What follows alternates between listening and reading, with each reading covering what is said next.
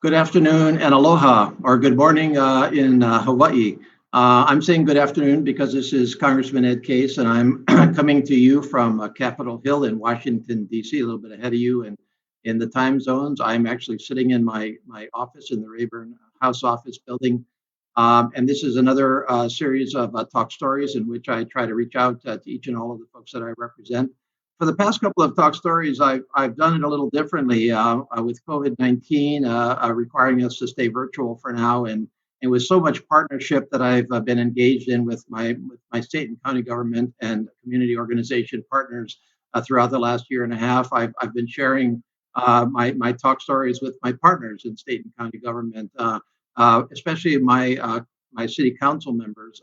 I have done joint talk stories thus far with council members Cordero, Tolba, Elefante.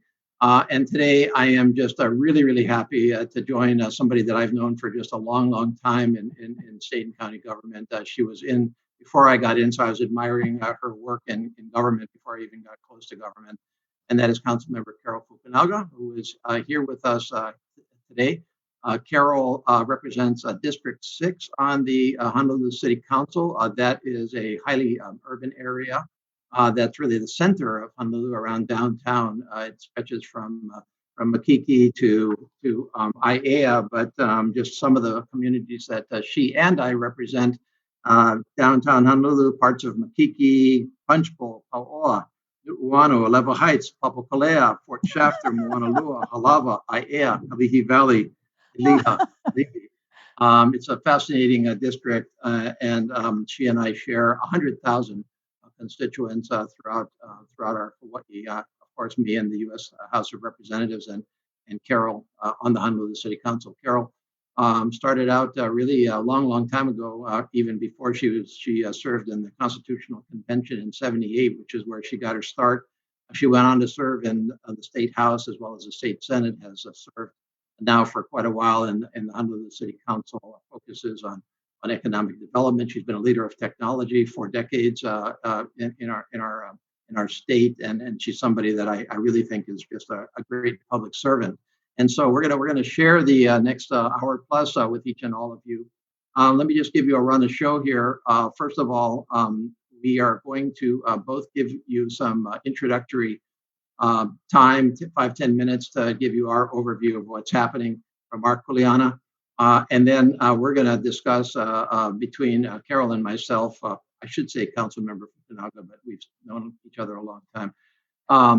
We're going to discuss a couple of issues that we're already working on together, and she's going to engage me in a dialogue on those questions. And then we've got then we're going to turn this over to you.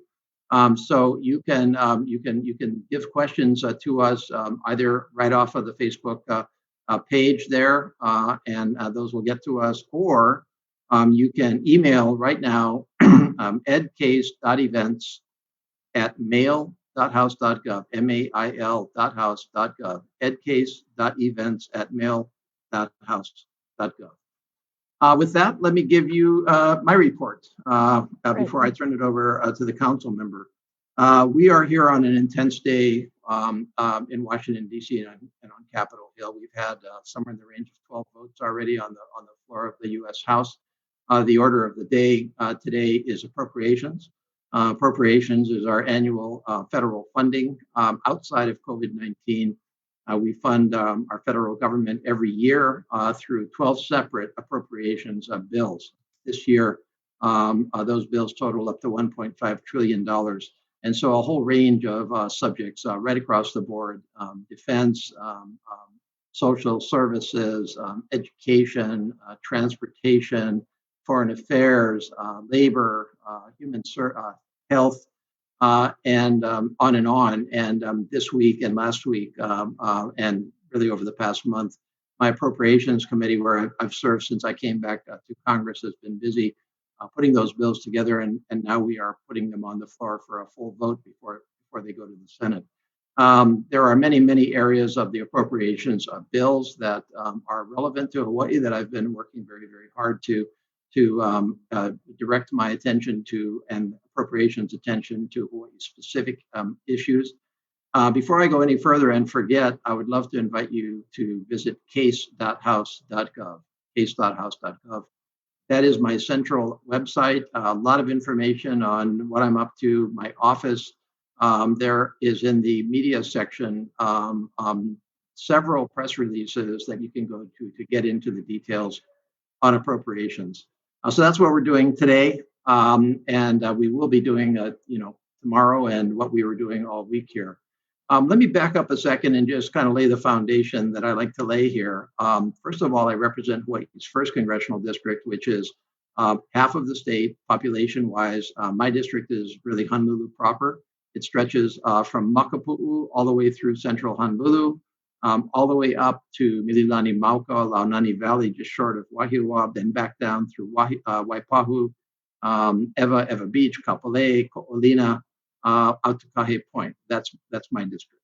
And we have, of course, two representatives. My colleague now is Congressman Kai Kaheli. He represents the second congressional, which is the rest of Oahu plus all of the neighbor islands, a district that I represented previously in Congress. And I really look at my job in three buckets. First of all, as a U.S. representative under the Constitution, I'm one vote of many in Congress that tries to chart the right course for our country overall. And so those are my obligations in that bucket to our country. What is the right direction for our country to go on COVID? How should we interrelate with China? How should we deal with healthcare in our country? How should we function and set a solid education foundation throughout our country? These are national issues. So that's my first bucket. My second bucket is my obligations to Hawaii. How can I make sure the federal government helps our Hawaii? We have needs right across Hawaii, as we all know. And the federal government has many resources, many obligations, and many capabilities to help. And yet sometimes it's hard to get our federal government, these large marble buildings 5,000 miles away, to really understand and appreciate what we really need in Hawaii, because oftentimes we're different from the rest of the country. So many of my efforts have to do here with kind of the translation of the federal government's abilities to help into what we actually need. Appropriations is a huge part of that, the federal funding and where it should go in Hawaii, but much of it is not just funding. And then the third bucket is my obligation to help you with your individual concerns. We sometimes call that casework, like a legal case or otherwise, but the bottom line is these are your issues that you need help with, especially with our federal government. We help many veterans, for example, because our federal government is responsible for veterans. We help many people with immigration because our federal government is responsible for immigration. Obviously, during COVID-19, there were tremendous needs across our state and country. And many people had those needs. We had many programs to help. People didn't always know where to go. And we tried to serve people in terms of kind of an information clearinghouse. Some of these programs were not federal government programs. For example, unemployment, that's a state program. But it was a huge part of my workload, and we tried to help people to navigate through that system. Of course, if it's directly related to federal government, we can directly help. So that's kind of my district and my job in a big picture. Speaking of COVID-19, of course, COVID-19 was a major issue throughout the last year and a half, and our efforts were devoted throughout that period to developing and passing and implementing the laws that provided emergency assistance throughout our country. Somewhere around $5+ trillion it took thus far to kind of help get us through COVID-19 at the federal level, of which somewhere around $20 billion now and counting was received in Hawaii, whether it be state and county governments, whether it be assistance to small businesses, whether it be federal contributions to unemployment insurance, whether it was direct payments to most citizens from your government to help you get us through. That was, of course, critical. And as we all know, we're not out of the woods, not by a long shot. So of late, my efforts have been very, very much devoted to encouraging everybody to get vaccinated because it's very, very clear from the science and from the studies that you are essentially, to put it really directly, at far greater risk if you do not get a vaccination and contract COVID-19 than any risk that is presented by getting the vaccine. And so really my efforts have been devoted to information, to certainly federal government assistance with vaccines, and to essentially trying to carry that message. We have one of the highest rates of vaccinations in our country. As we all know, I think we're number 3 today. And perhaps that's good news. Of course, it's good news.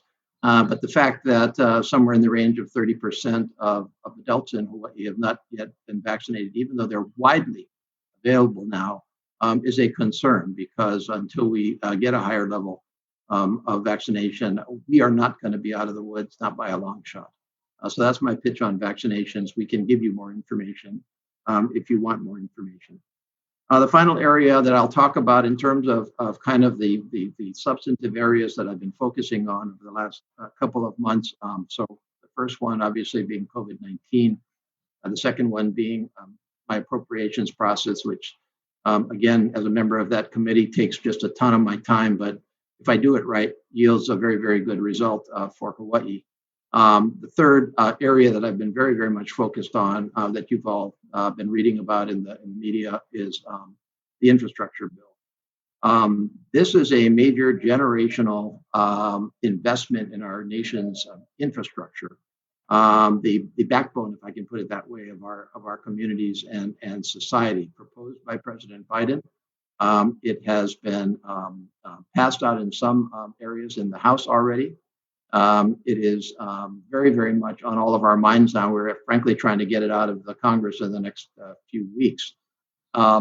Think about infrastructure as not just roads and ports and airports and sewers and water pipes, which is kind of your traditional infrastructure, but much broader than that. Think about fixing our hospitals, our aging hospitals, our broadband. A huge part of infrastructure is to make sure that we're all on the net. I think we all saw in the course of COVID-19 how much we depended on the net.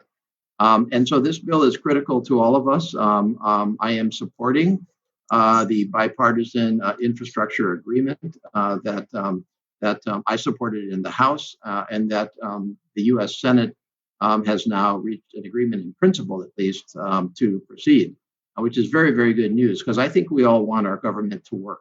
And so if we can get a government to actually work, despite this incredible partisanship that we all face every single day. I've had incredible partisanship here in Washington over the last 48 hours with our efforts to understand what really happened in the attack on the Capitol on January 6th, to disagreement among colleagues as to whether they should follow very, very clear health guidelines in terms of wearing a mask when we assemble on the floor of the House, hundreds of us all in a closed space at one time to vote. And so partisanship is all around us, but if we can make this bill work, I think we'll all feel better about ourselves. And so I'm very much devoted to those efforts at the moment. That's a very, very quick report from me. Obviously, a lot more to say, but I'm gonna stop there and turn the floor over to Councilmember Fukunaga for her report, and then we will start kind of discussing mutual issues and get to your questions. Aloha.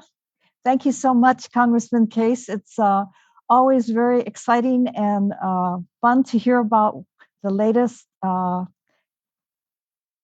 actions that you're taking in Congress. Thank you so much for allowing us to join with you today. I've asked my staff to join me in putting together some brief PowerPoint slides just to illustrate, some of the challenges that we have here in Honolulu as sort of the local representation of, what we are dealing with in our post-COVID times. This year's legislative budget process really included very similar kinds of challenges to those that you have identified. As many people are perhaps not aware, the city's budget is a relatively small number compared to Congress, but at the same time, it's a very vital part of our basic emergency services as well as infrastructure requirements. The city's $2.91 billion budget is roughly slightly less than half of the state's $7.425 billion budget. But the key area for us is really in terms of capital improvements. And here's where the congressional infrastructure legislation is of really tremendous importance to the city and county of Honolulu. The largest portions of the county's budget really go towards sanitation, streets and highways, transit, as well as public safety. So we are watching very closely and working hard to support Congressman Case and our congressional delegation's efforts. In more recent times, as we talk about climate change, the other big area for the city and county of Honolulu is not only the traditional forms of infrastructure, but also dealing with seawater, sea level rise, as well as extreme weather as a result of climate change. So a big portion of the next several years of the new administration are going to be focusing on how to improve on flood prevention efforts, because many of the cities' stormwater as well as drainage resources have been extremely limited over the last several years. And I think for those who recently went through some of the Haleiwa and windward flooding experiences earlier this year, I think even the administration was shocked to discover that they had only one major flood and storm water drainage crew that they could deploy to a lot of the affected areas. Now, as far as District 6 is concerned, urban Honolulu and many of the key areas of our Alawai watershed, many of our priorities are also in the area of infrastructure and basic services. So this is just a quick snapshot of some of the urgent needs in downtown Chinatown, where we're really working hard with Prosecutor as well as the city administration to improve community policing and safety, as well as really restoring sanitation and public safety in our urban Honolulu areas. With respect to the Alawai watershed region, homelessness and parks, roads, and drainage have also been key problem areas that we're working hard to deal with. As you can see from this quick snapshot, more and more we're looking for ways that we can partner with nonprofits in the community to work together with our state and county homeless provider agencies, as well as Department of Health, Department of Human Services, in tackling the core root of homelessness, as well as providing services for those chronic homeless individuals with mental health and substance abuse issues. Now, the thing that has me extremely excited, and this is kind of where Ed and I have talked a lot about the opportunities for Hawaii to perhaps develop some models that may be important, both nationally as well as globally, is really beefing up in the area of green jobs.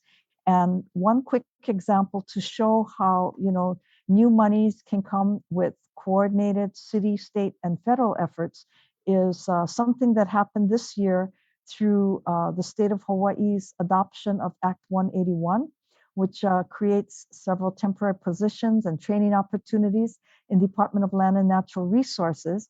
At the federal level, Congressman Case has been an ardent champion for natural resource restoration and preservation, so that Hawaii Recreational Trails Program set of funds is a new allocation.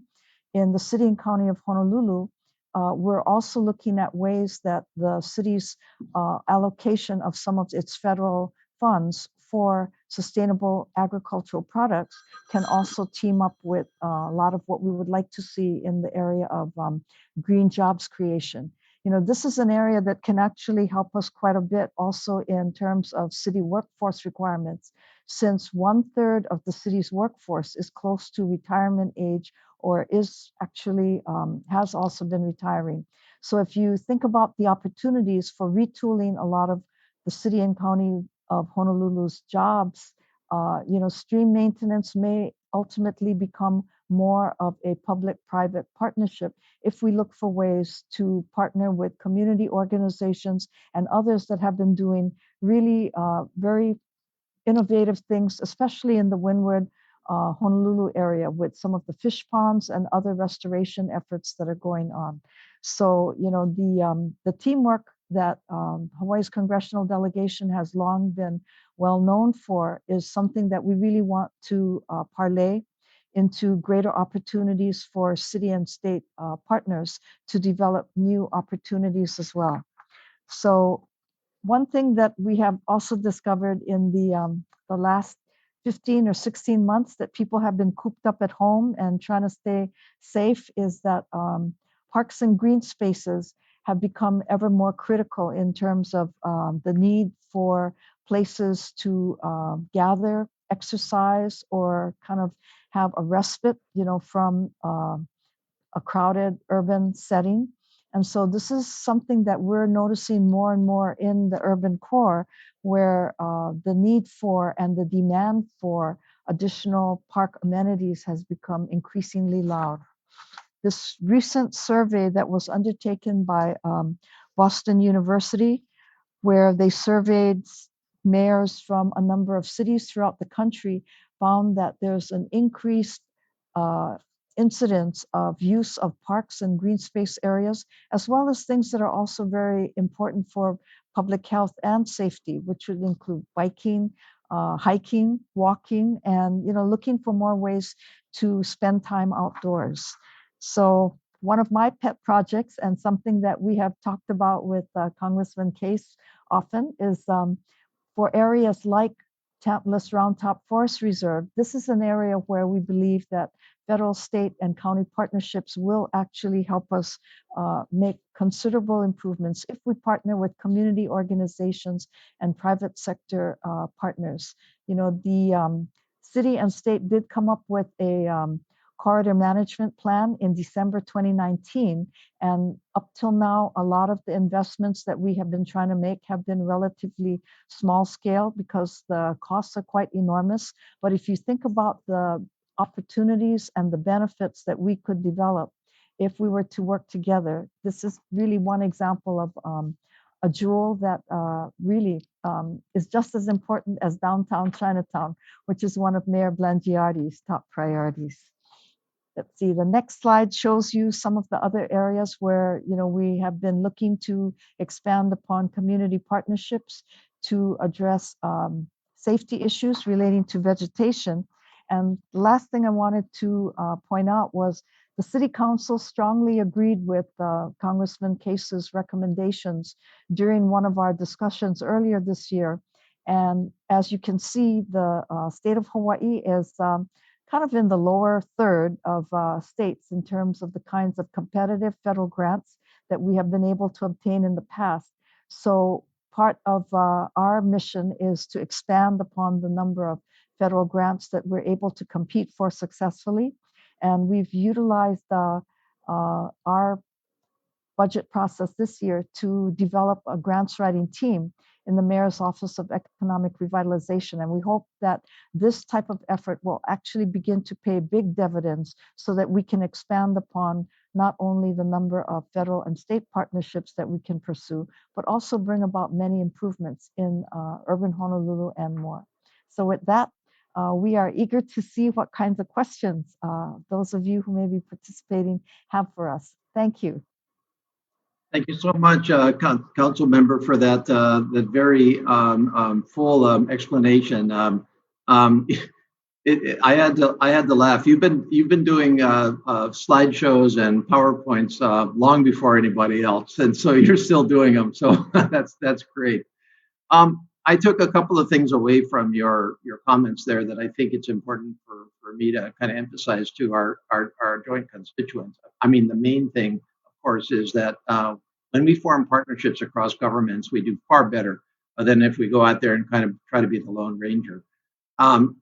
Every single issue that each and all of us faces virtually has some component of federal, state, and local in it. You can take Tantalus Round Top that Councilmember Fukunaga discussed, and that I have been working with her on. Tantalus Round Top. Tantalus is a state forest reserve. The city obviously has interests in Tantalus Round Top, and the federal government has an interest in assuring that state and county facilities are are in good shape, and the federal government has been a willing partner in that area for centuries now. And so, if we can all kind of bring what we have to the table in terms of Tantalus Roundtop, again to use that example, then we can do far better. And so, one thing I do is routinely stay in touch with my colleagues in state and county government and the private sector to always ask, what's on your mind? What are the things that you think you need? I especially do this at the beginning of every appropriations season, which starts a long time before the actual bills are developed. So, for example, this year it actually started in somewhere around October, November of last year. We hadn't even passed last year's bills yet. We were working on this year's already. Out there to ask everybody, well, what do you think you need? And to Carol's point about beautifying Honolulu, having a green city, one idea that came up was that we have such a beautiful canopy throughout Honolulu, which is itself endangered in many areas. And I think we can all imagine Honolulu without our beautiful trees that we tend to take for granted, from day to day until one of them either falls down or somebody cuts one down. And so, one of the areas of federal funding that I was able to pursue was simply some assistance to the city to inventory all of those trees, so that we actually know where they are and how to care for them. Perhaps a small project, small idea in the big picture, but nonetheless tells you a little bit of a story about how we do try to work together. So that was kind of one theme that I took away from your presentation. Appreciate you making that point. The other area to emphasize is what you covered last, which was the city and county of Honolulu more formally putting together an office that is focused on maximizing federal assistance. You would think maybe that on one level, federal assistance was relatively automatic to state and county governments throughout the country, and that's exactly wrong. In fact, it's an art, it's a science, and you can have the best congressional delegation. And frankly, I think that Hawaii has benefited from a very good congressional delegation that punches well above our weight in terms of helping Hawaii. We all pretty much know how to work through the system, and with very good committee placements. Senator Schatz is also on the Senate Appropriations. Senator Hirono and Congressman Kaheli, very good committees and positioned well to help Hawaii. But still, there are many areas where even the best congressional delegation is not going to maximize the federal assistance. Grants that come down to state and county government pretty much fall into two categories. I'm being quite simplistic here. One category are what we refer to as kind of the formula grants. They flow pretty automatically. They're going to come based on things like how many people do you actually have in the city, or how many miles of roads do you have, or grants that, for example, try to assist disadvantaged parts of our community. Well, how much of your community does fit that disadvantage? And there's a pot of money, and it's kind of split up on a quite formula basis. Even that needs a lot of help. But then there are a whole range of grants and federal assistance out there that are competitive. And you've got to go out there and you have to find the opportunities. You have to know how to package the opportunities, and you have to know how to present them and follow through. Those states and counties that do that on a very systematic basis do very well. And here in Hawaii, we have folks that do very well as well. The state and county have done pretty well over the years. The University of Hawaii is really the leader here. They do it very well. They have a dedicated office, and they do very well in terms of locating federal support and getting it. We work very closely with them. But I did urge the city council and the mayor some months ago to go the next step and actually have an office. And maybe sometimes people say, well, why do we need another office or another one or two people on the payroll? Well, consider that your office costs you, $200,000 a year for the number of people that are necessary to have a good, solid office. If that $200,000 a year gets you millions and millions and millions of dollars in federal assistance, I would say that's money very well spent. And so I think that City Council and the Mayor made the right call on that, and I'm looking forward to working with them because, again, it's a partnership. Okay, Council Member, I think, did you want to cover any particular issues? Did you want to go back to round top tent list, or you got a couple of other areas that I think you wanted to kind of compare notes on? Yes, we really appreciated your office's assistance when we first started dealing with COVID last year. I think one of the first training sessions that the Small Business Administration in Hawaii had launched was with a group of ethnic organizations, Chinese, Vietnamese, Laotian, and I guess Vietnamese and Cambodian groups that met with and really worked very hard, to submit as many of their EIDL and SBA loan applications as they could. And I think it was partly through your efforts as well as many of the banks in Hawaii in stepping up to the plate. So Hawaii was probably among the states that did far better in obtaining assistance, when we first tried to assist small businesses. However, in recent months, as we've been going through the different level 1, level 2, level 3 in reopening, many of the businesses that didn't quite qualify on the small business level, those that were shuttered venues, those that were bars and other kinds of organizations have had a much more difficult time, trying to come up with ways to survive. So one question that a Chinatown business owner had sent us was, what is the best way for them to kind of work either directly with the congressional delegation or, with our Office of Economic Revitalization? We're finding that, oftentimes at the city level, we're no match for what the banks were able to do in a very short time. And maybe your office, has a better sense of the kinds of institutions and organizations that can help small businesses and even some of the theater and nonprofit groups in qualifying for and really being able to survive this period. Yeah, I appreciate that question. Of course, COVID-19, incredible devastation throughout Hawaii, one of the worst economic results from COVID-19 in our entire country, primarily because of tourism crashing to virtually nothing. So when your number one industry goes to nothing, that's going to hurt. And it certainly had that impact throughout Hawaii. The federal government, going back to March of 2020, at the very beginning of COVID, when we passed the first large emergency assistance package, $2 trillion in the CARES Act, set up programs to benefit small businesses in particular, because we knew that while perhaps many of our big businesses could survive for some period of time, small businesses in particular were operating on a very short cash flow time frame, and if their business dried up, they were going to fail, and that was first of all going to be very bad for the business and for overall economy. But we also didn't want to have a massive unemployment crisis where these businesses could not retain their employees, which would throw it into the unemployment system.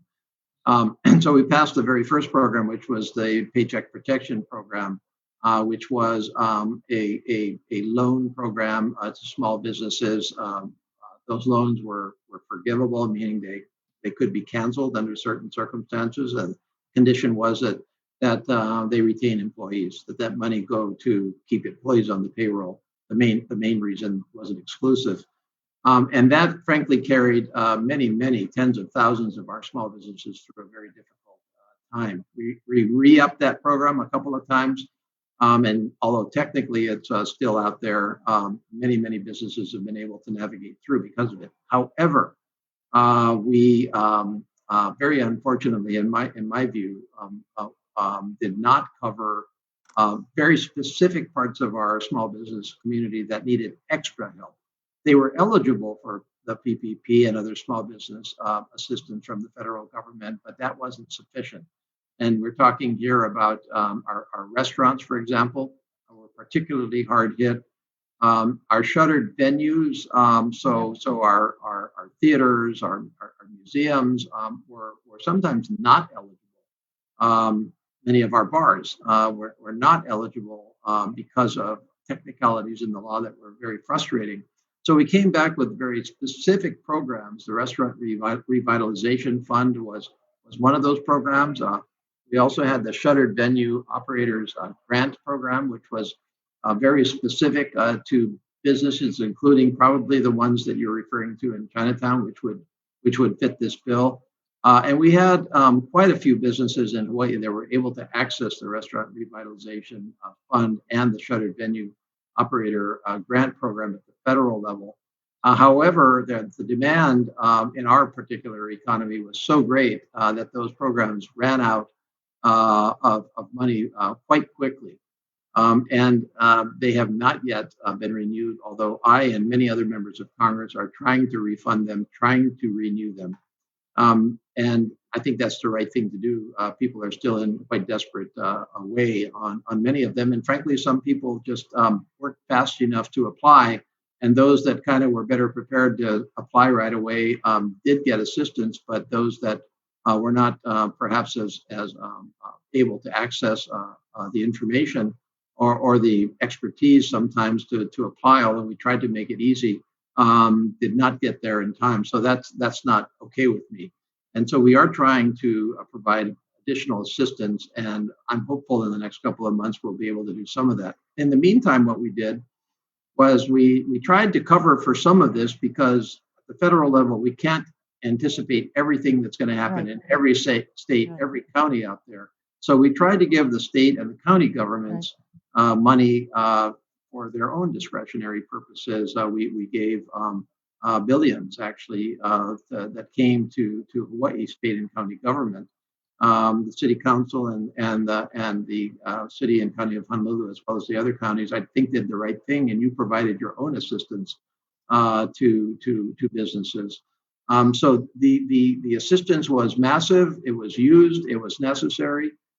It was sometimes not enough, and there's still people out there, even though our economy, is recovering. We're down to a much lower unemployment rate than even 3 months ago.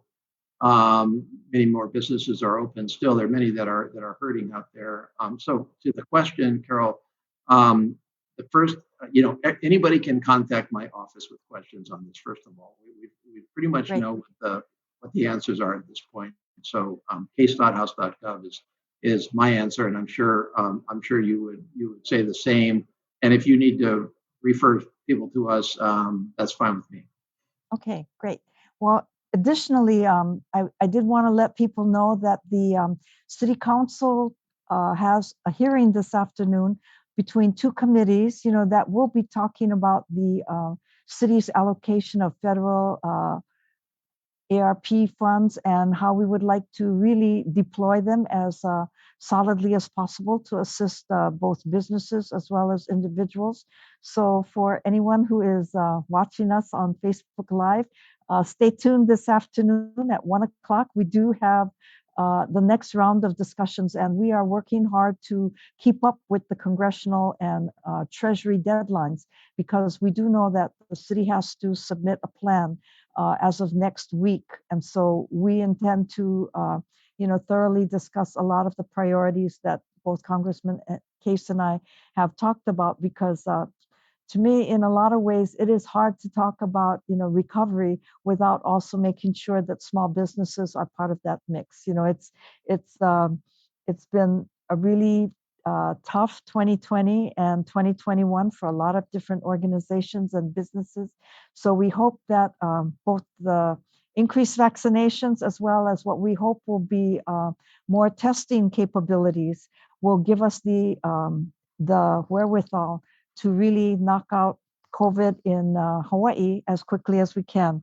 We do have one set of questions that my staff has passed on to me from one of our constituents who raised a question about planning funds that were included in the city's budget for this year. And the constituent's request is to divert funds away from planning for the proposed Alawai Canal Bridge and favoring less expensive infrastructure projects like the McCully Street Bridge expansion. I would want to also point out that the planning funds that are in this year's CIP budget also paved the way for completion of the environmental assessment for that Alawai Canal project. And given the size of that particular project, I would think that the environmental assessment is also going to have to coincide with whatever work the city and the Army Corps of Engineers embark upon as they pursue the next iteration of an Alawai flood mitigation plan. So I think all of those are going to have to work in tandem. So the Alawai Canal Bridge project may not survive in its current form, given the need to also plan for what we hope will be a cost-effective as well as sustainable flood mitigation, plan for both Alawai Canal as well as the Alawai watershed, and protecting and safeguarding many of the properties in Waikiki. So hopefully the timing of the recent Army Corps of Engineers and City MOU is going to help us address that question. But I have another question that sort of ties in with flooding. And this question was, does the city have a stream maintenance schedule? And this topic is something that came up very surprisingly during the aftermath of this year's flooding, when we began to realize that the city had been operating on somewhat of a shoestring for a lot of its stream maintenance activities over the last several years. And as Department of Facility Maintenance Director Babcock explained it, for about the last 10 years, the city and state were working on fulfilling the requirements for obtaining Army Corps of Engineers permits for ongoing stream maintenance work. And so in the last 10 years, both the city and state really have not done the level of stream maintenance that is needed to really safeguard many of the coastal areas, as well as streams that have become fairly substantially overgrown. So much of the extreme weather conditions that we experienced in Aina, East Honolulu, as well as on the North Shore this past year, also point up the need for the city to develop a much more robust stream maintenance program. So Councilmember Tsuneyoshi had spearheaded Bill 77 earlier this year. And when we adopted the bill, we did provide for a requirement that the Department of Facility Maintenance include its stream maintenance schedule on its website. And so my staff is putting into the chat the location of this link.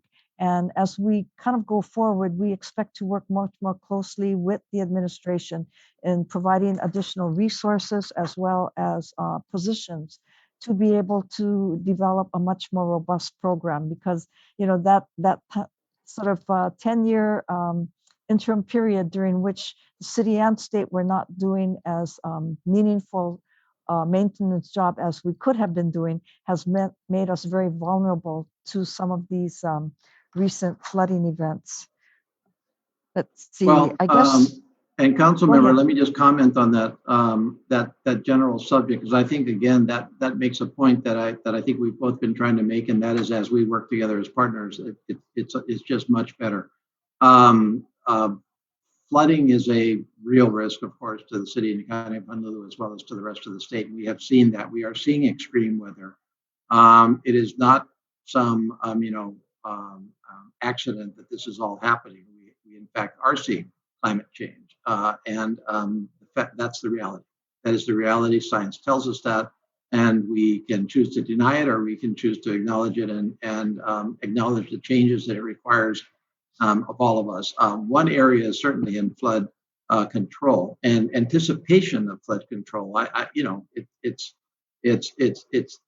just ridiculous to clean up after a flood that you may have been a contributory factor to if you didn't keep your streams clean or your watershed drainage systems up to date. You mentioned you had slideshows of that flooding when we started out, including many parts of my district, to include Wailupi, of course, which was severely damaged a couple of years ago. And that stream could have been maintained better. We have been working since then in partnership with actually all of the federal state and county government towards the flood control improvements that would mitigate risk of further flooding in East Honolulu. The U.S. Army Corps of Engineers that's a federal agency, has the regulatory authority and is the one that actually carries out the projects themselves. The state often organizes in funds, and of course the county has to approve as well and maintain. And so you've got to everybody's got to kind of be in sync. The biggest one, of course, that we still have, which is a very, very unfinished business, is the LOI watershed, where we have significant flooding risks. It's already happened. We do not have really a 21st century system to mitigate floods. And of course, not only is that a matter of all of the residential and commercial properties, Mauka of LOI, but all of Waikiki is very susceptible. Many community concerns were articulated in the initial U.S. Army Corps of Engineers study. I think everybody listened to those concerns. Certainly at the federal level in the delegation, we urged the Army Corps to step back and take another look at it, and they listened. And that's what is going on right now. The agreement that Councilmember Fukunaga referred to is an agreement in which the Army Corps is taking the next steps towards developing an alternative plan that would involve extensive community input. And so that is ongoing.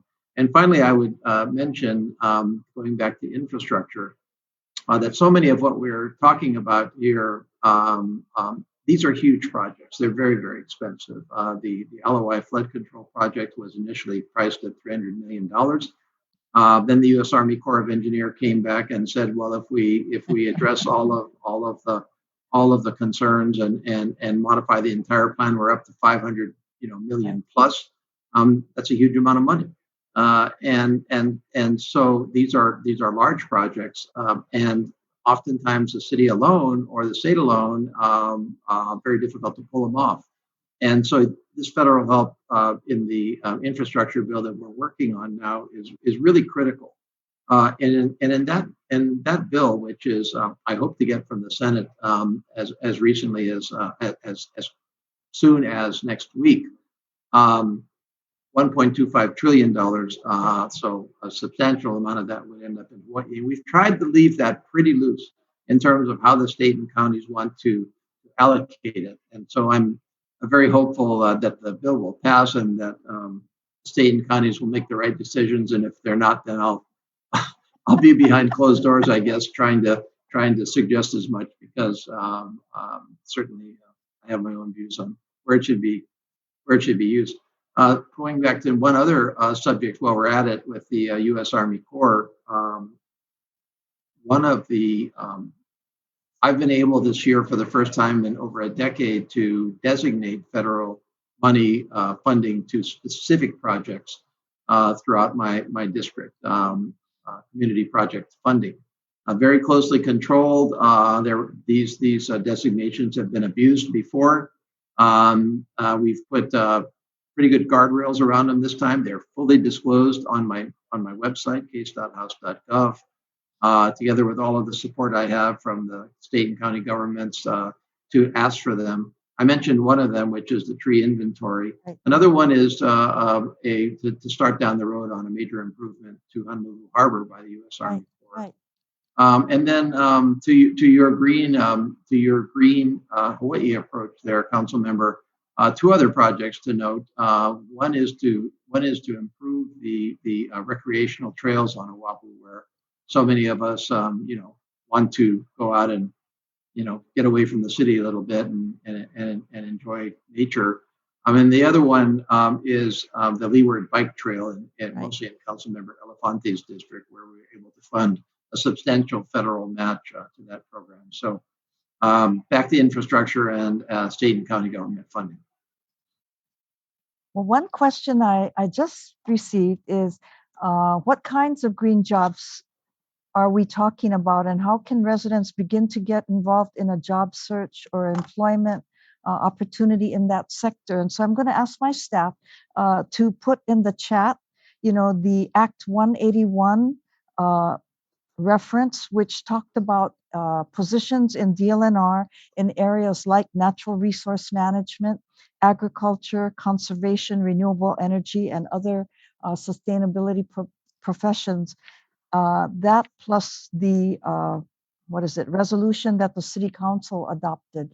Because I think the thing that is most interesting to me and really kind of a real bellwether for where we may be headed in the future is if we take good care of a lot of our resources, our natural resources.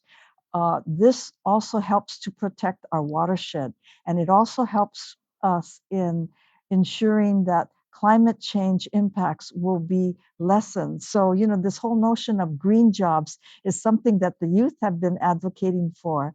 And it was kind of very exciting to see that the bill that came out of the state legislature was, in fact, proposed by one of the younger members of the state house and a number of members of the Democrat caucus. The younger generation have also lined up behind the idea of the Youth Commission, which was adopted by the voters of the city and county of Honolulu during the last election. And so the council members and Mayor Blangiardi are now in the process of selecting members for that youth commission. And we anticipate that as we start looking at ways that we can modify our workforces and we, focus on building sustainable types of industries and jobs, things like stream maintenance or trash collection or other kinds of jobs that in the past have been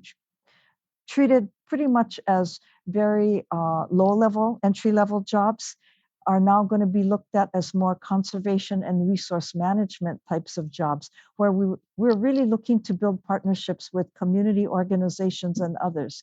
Because as we look across the community, I think part of what was most sobering for Director of Parks and Recreation Thielen when she first came on board was to discover how many parks there were and how difficult it is for the city to be able to maintain and upkeep all of them.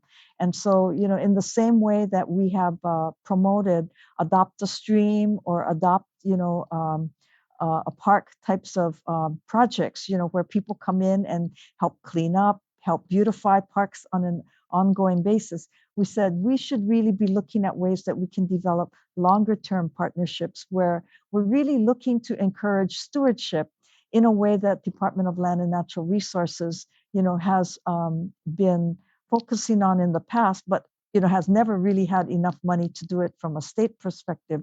And so now as we start looking at green jobs, we're looking at ways that we can take that whole range of different kinds of positions in state government, county government, and other areas and turn them into stewardship types of positions. And I think that's where the federal government and our congressional delegation are going to be tremendous partners. We have on the federal level been very involved in along with the state and county governments and the private sector for a long, long time in various workforce development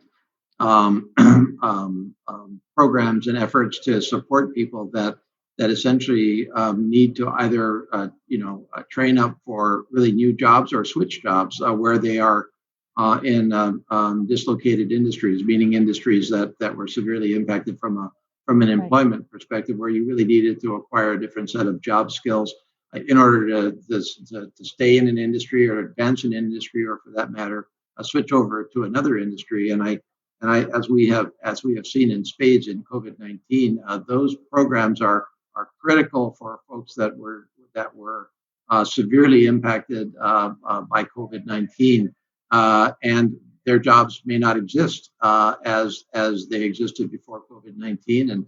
And I guess some people out there think that, well, that's their tough luck, they can go do it themselves. But that's not the way I look at it.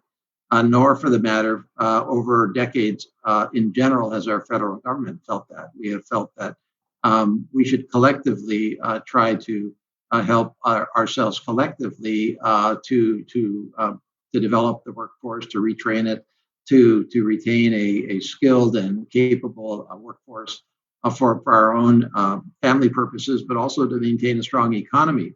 And so this is also one of those areas that I focused on in terms of my directed funding, my community project funding, where we got about $1 million very specifically to the state of Hawaii to specific workforce development council programs. And of course, there's a lot more money that comes down on a general basis, but that money helps with very, very specific needs for workforce development. We can help folks in this area to find appropriate positions. But as Councilmember Fukunaga is pointing out, of course there is the element of retraining folks, but we've also got to foster new industries, new economies, new areas that they can be employed in. So part of it is creating the right conditions for a green economy, but the other part of it is making sure that we have employees to staff it. Right. Well, that's especially encouraging when we look at ways that the tech industry in Hawaii has actually been doing quite well during these last 15 months. And one area that I'm kind of excited about is ways that companies like Oceanit have been working closely with State Department of Transportation and finding new solutions for ongoing transportation problems. For example, in one of their projects in Nanakuli, they were trying to address speeding on a stretch of highway in Nanakuli that had often seen a lot of traffic fatalities. And as they worked with Department of Transportation, what Oceanit, I guess technology crews did with students from Waianae and Nanakuli was they installed what they call artificial intelligence sensors to accompany the raised crosswalks that the Department of Transportation installed to measure both the number of vehicles traveling over those crosswalks as well as their speeds. And what they're beginning to find is that it is a very valuable problem-solving exercise to involve the youth from an area, as well as technology, government agencies, and solutions that people may not have thought about as ways to really reduce traffic fatalities and accidents. So I'm hopeful that some of the new projects that have been proposed by state government or some of our federal partners.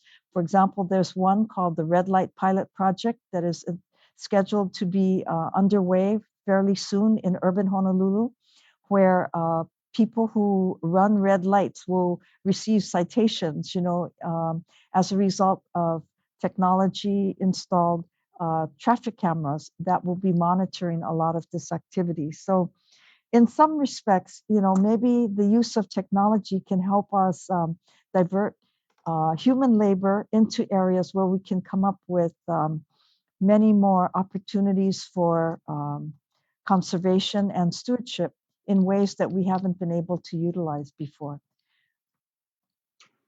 Okay, let's see. I'm looking at a question here from the Hawaii Youth Chorus, and I'll just read it. We have sustained a significant income loss for what now appears to be months, and they don't say this, but how can you help? Please call my office. I think we can first of all take a look at whether you would be eligible for any of the specific programs that I mentioned earlier. And we are happy to try to line you up. But you should also, again, look at the state and the county government level who are administering their own programs from federal funds to help dislocated businesses and other organizations such as yourself. So case.house.gov. Let's see, I've got one here to both of us, which is to summarize, kind of expressing great concern and even despair at high housing costs, rental costs, and homelessness. This is a critical problem for all of us. The high housing costs in Hawaii are ridiculous at this point. I think we can all agree to that. Certainly, that has led to great dislocation in the rental market because high housing costs, rents tend to follow up the cost of housing. and as a result, more and more people cannot stay in housing, and it's a huge problem. Has been for a long time. Is worsening throughout our country, but especially in our state and in the city and county of Honolulu. So I could comment on a lot of different levels from a federal level on this. I would say a couple of things and then turn it over to Carol. Um, First of all, of course, our federal government is deeply involved in trying to provide for affordable housing through a variety of mechanisms. we try to incentivize the development of affordable housing by giving developers a financial incentive to develop affordable housing rather than market housing through tax credits. There aren't that many of those developers in Hawaii because, frankly, they can make a lot more money developing market housing. But there are some that have made a specialty of it, and we try to help them out at the federal government. We also try, of course, to help folks in finding a place to live through the Section 8 housing voucher program, which is a longstanding program under which the federal government tries to contribute to the difference between the rent and what somebody can afford to pay. That program has kept a lot of people with a roof over their heads, but it's got its own issues. In many ways, it works very, very well in a market that where housing and rent is not very high to start with. But when you start to get into some very, very high housing and rent markets like Honolulu or San Francisco would be another example, it just doesn't work as well. And so it's a constant struggle to try to fix that program and have it adjust to Honolulu and to Hawaii. And then, of course, the third area is that through many federal programs, we do, in fact, provide funding to state and county government and to our nonprofits who are engaged in trying to help those that are without housing.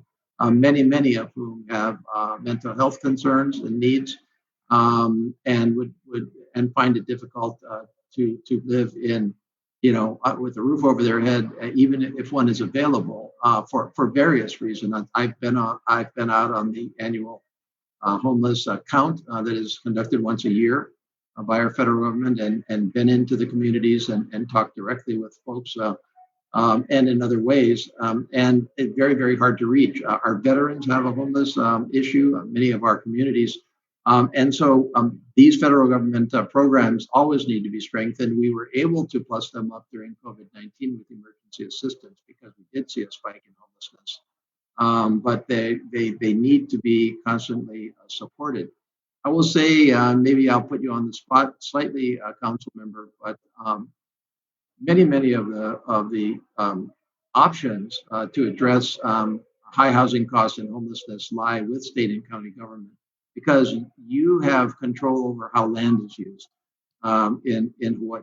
You have control over how many market units a developer can actually develop as opposed to requiring affordable housing units. You have control over rezoning of land that enhances the price of land so high if it's unconditional. So this is again another area where every part of government has to kind of contribute in order to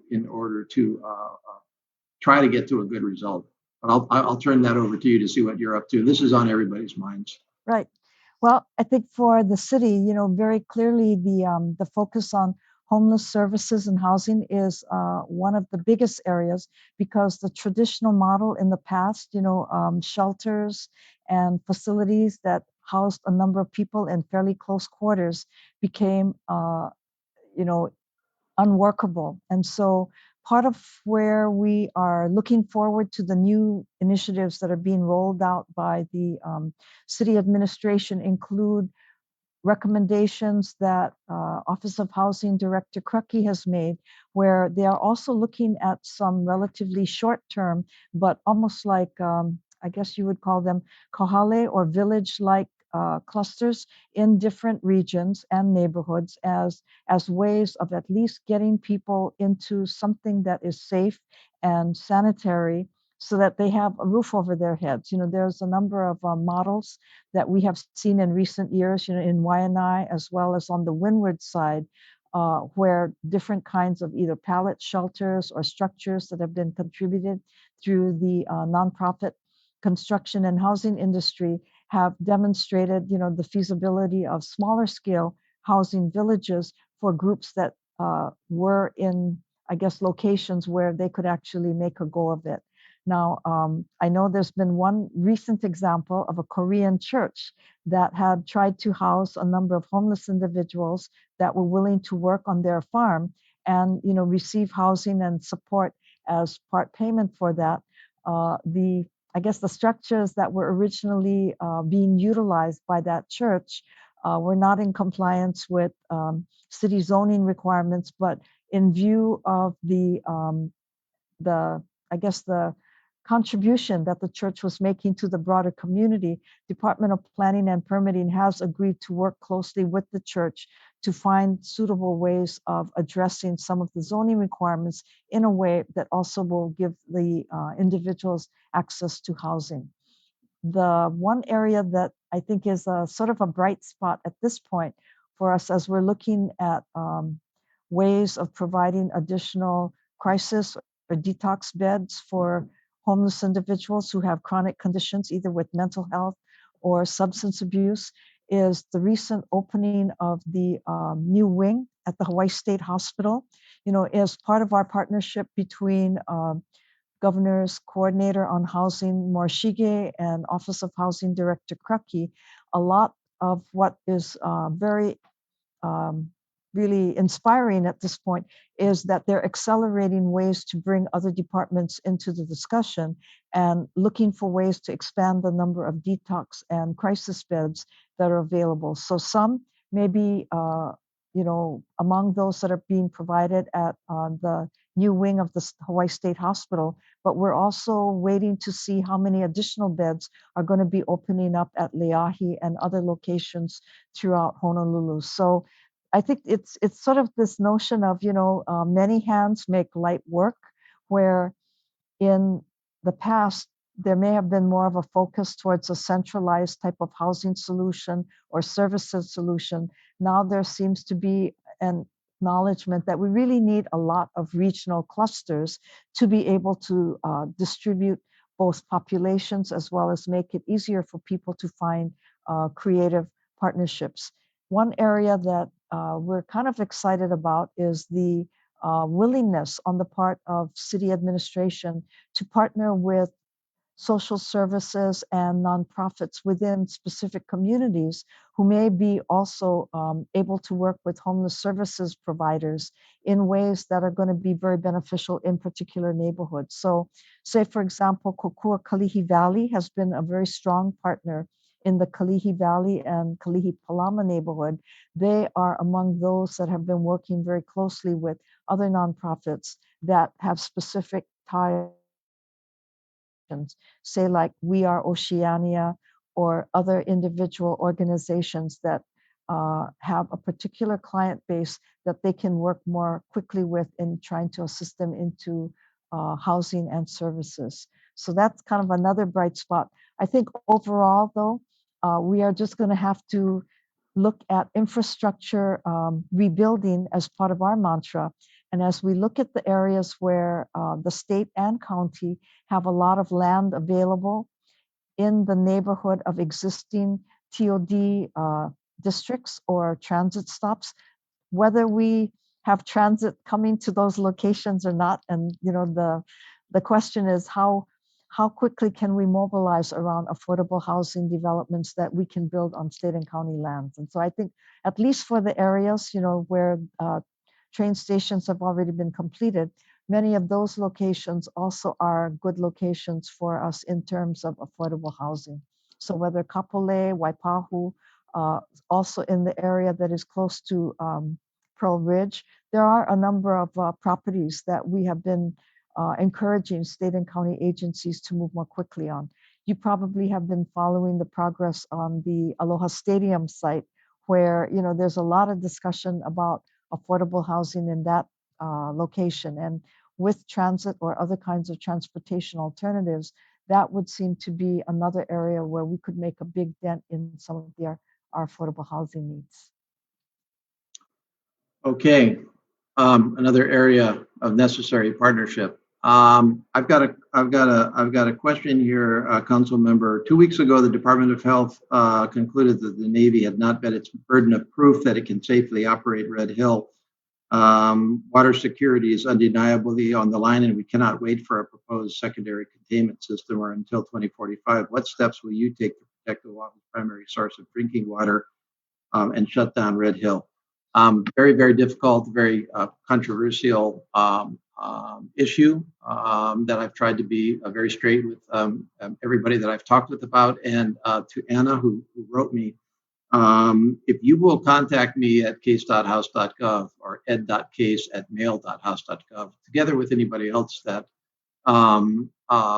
is interested in kind of an update on Red Hill in general and on my thoughts and my efforts on Red Hill, we will send you a pretty long letter that I've been sending out to everybody that tries to sort it through. I take it extremely seriously.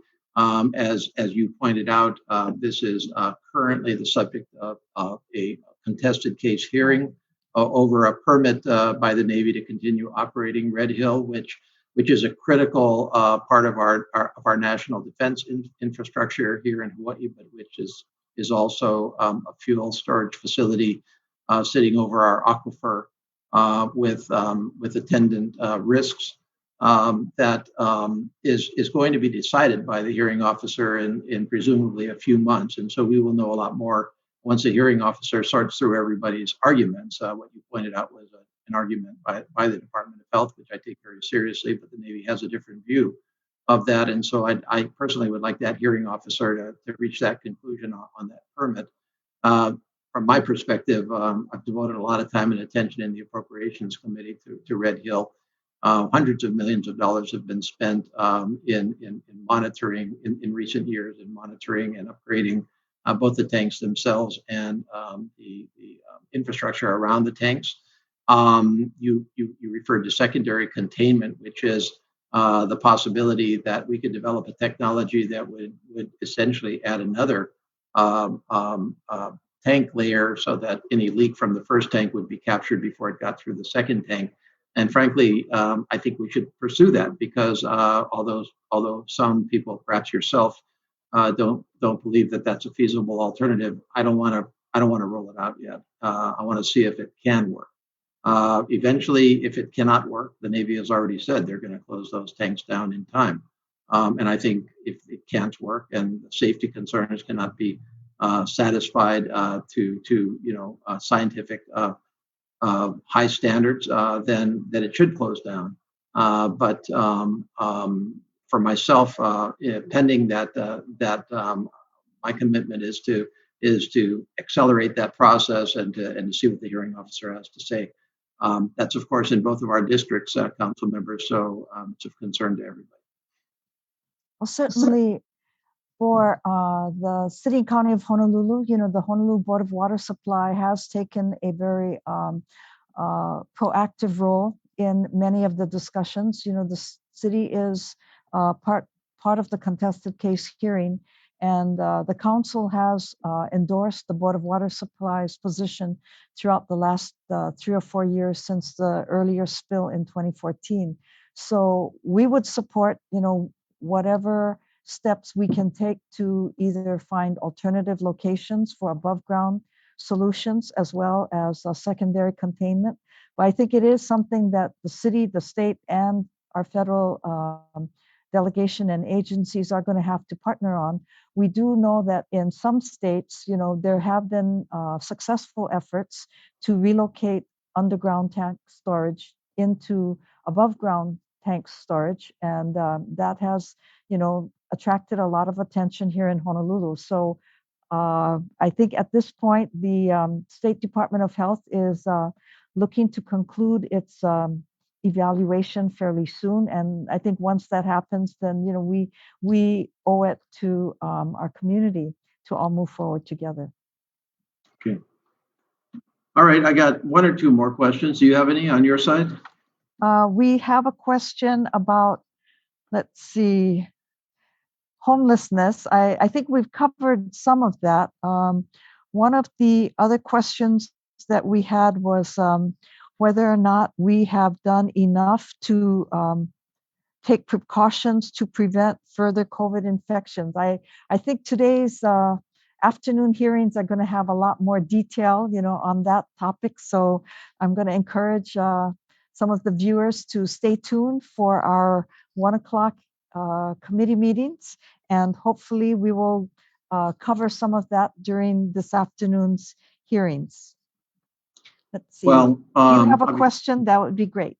Well, first of all, I think the answer to your question is no. We're not doing enough, as reflected by another triple-digit day today. In fact, in the 200 range, 240 something today, after months and months and months of being down under 100. And what we know about COVID is, and the infections that are going on now, although we would like to perhaps blame it on the tourists, and after all, we're seeing substantially increased number of tourists coming here. The reality is that, from all indications, the most of the infection rate is us. People that 98% of the COVID infections are unvaccinated people, and 99.5% of the deaths of COVID-19 throughout our country are from people that were not vaccinated. Parts of our state are doing very, very well in terms of vaccinations, but parts are in the 30% still, 30 to 35%, large parts of our state. And with the Delta variants that are hundreds of times more infectious than the initial COVID-19, and which also can infect you in just a matter of seconds, versus the original COVID-19 that, if you recall the initial advice, you had to be around somebody for 15 minutes to really run a substantial risk of being infected. Those rules are out the window. And so that's why I'm kind of back to the urging to comply with safety guidelines and to wear masks. For example, Congress, as I mentioned earlier, just yesterday went back to a mask mandate. You have to wear a mask if you're inside an office and around other people. We have to wear a mask when we go to the floor of the U.S. House. We have those mandates still in Hawaii. I think we did the right things by keeping many of those controls in place when the rest of the country said, well, it's all power already, and the rest of the country was wrong. Today, one of the questions here was, what do I think about President Biden's initiative to require federal workers as condition of work to either demonstrate that they've been vaccinated or to require them to test negative for COVID. I think it was inevitable that we needed to move in that direction. We have already seen that has happened in parts of our federal government. For example, the Veterans Administration. We have seen that happen in some of our schools. We have seen that happen in our healthcare facilities. And the fact of the matter is that perhaps at one time there was a question about whether vaccinations were available or not, but now they're completely available. And so, although people have a choice as to whether to get vaccinated or not, I don't believe they should have a choice to put other people at risk, whether it be in the workforce or otherwise. And so, I support President Biden's initiative along these lines. I don't think anybody likes to do this, but I don't see a better alternative out there to get COVID-19 under control. And so those are my thoughts on that. Councilmember Fukunaga, I have a question on a subject that's near and dear to both of us, and that is helicopter overflights of our district. And I actually just got off the phone 3 hours ago with a group from East Honolulu who was very concerned, especially at military overflights. The fact of the matter is that in central Honolulu, that's about as bad as it gets. And it really was far more prevalent from a military overflight perspective during COVID-19, because we didn't have hundreds of tour helicopters overhead at all hours of the day. And so we have been in a great amount of contact with parts of our military where we have seen those helicopter overflights from not just the kind of the normal helicopters, but the Ospreys, which are the tilt winged Right. planes that act like planes and helicopters. And when those things go overhead like helicopters, they just rumble the ground, as everybody knows. And so we have very consciously tried to tell our military, hey, if you're not good neighbors, you're going to lose support in our communities. So don't fly over residential communities unless you absolutely have to. And certainly when you run the Ospreys around, don't fly over, especially them, don't fly over at low altitudes. It's been some improvement, but it's a constant vigilance. And then as to the tour helicopters, the fact of the matter is they have overrun our state. Here's my blunt assessment. They really don't care about the disruption on the ground. They just want to run their business. They want to fly wherever, whenever, however they want. And if the best way to get the passenger a thrill and get more passengers is to fly over residential neighborhoods, they're going to do it.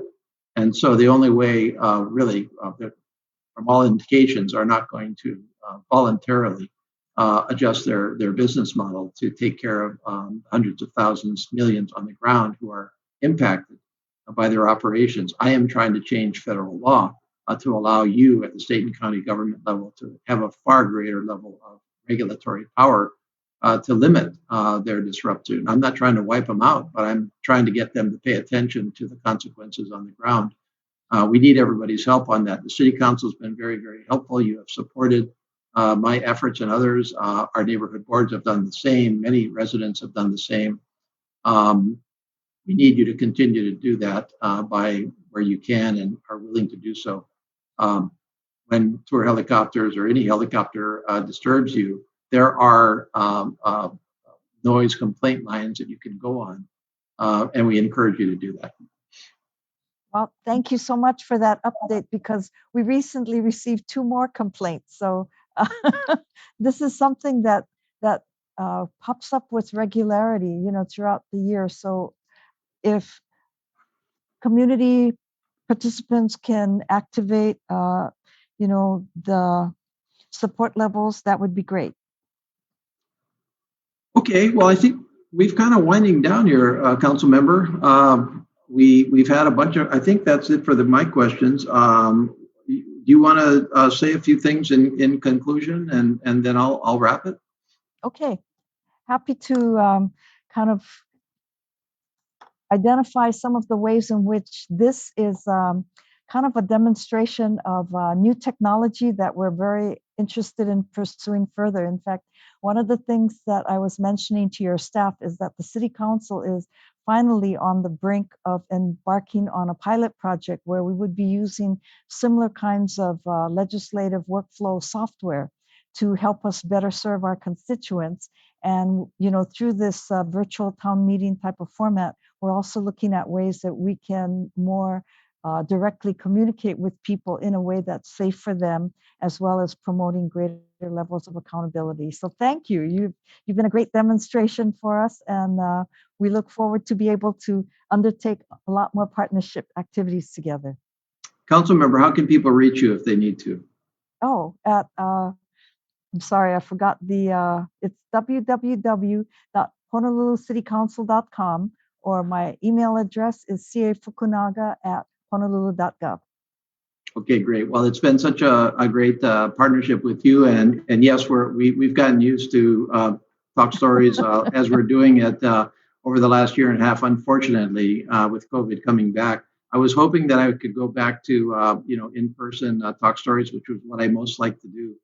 But we'll probably have to put that off for a few months and hope that we get a little bit more stabilized. But for me, again, trying to help however I can here in Congress, from the national issues, from the issues of how to help our Hawaii, and of course your individual issues. And so certainly hope that if and as you have questions about your government, especially your federal government, or needs, that you will think of me and think to contact us. Again, my website is case.house.gov, and my email address is ed.case@mail.house.gov.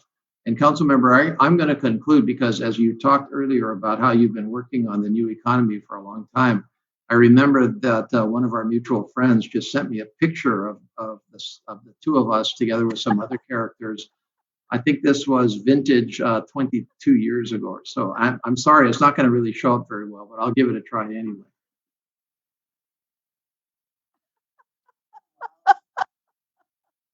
And that's you and me over on the left on the screen. That is Governor Ige in the middle. Yeah. Sylvia Luke and Leslie Hara and David Morihara. And we were what is called the new economy legislators. And we actually got an award for our work in trying to develop a new economy, especially in the information technology space. And to some extent, some of our efforts then are still alive. And so we've been partners for a long, long time. All right. Thank you so much to our audience. Any follow-up questions? You have our contact information. Thank you so much for spending a little bit of time with me, and aloha to each and all of you. Aloha.